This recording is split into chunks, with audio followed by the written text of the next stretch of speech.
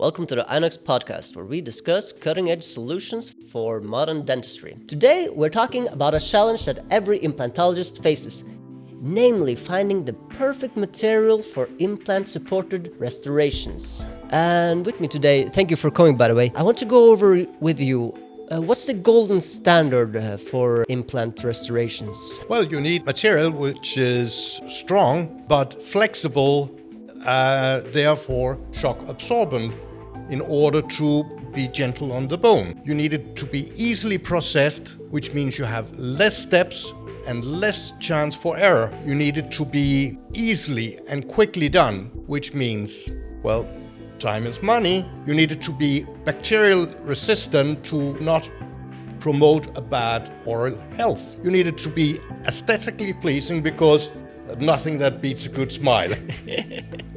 Yes, indeed, that's why we're here. Yeah. So, well, here's the problem though.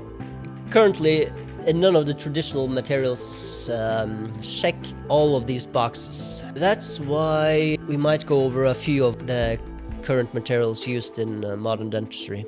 Well, you have zirconia, which is heavy, it's rigid, which means it's not really shock absorbent. Furthermore, it can create intraorally quite a bit of a noise. Let me try this. I see.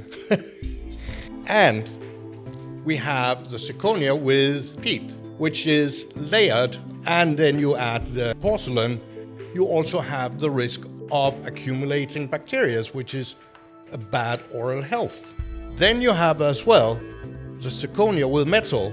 Again, it's a long process. It's complicated, which means you have bigger chance of error.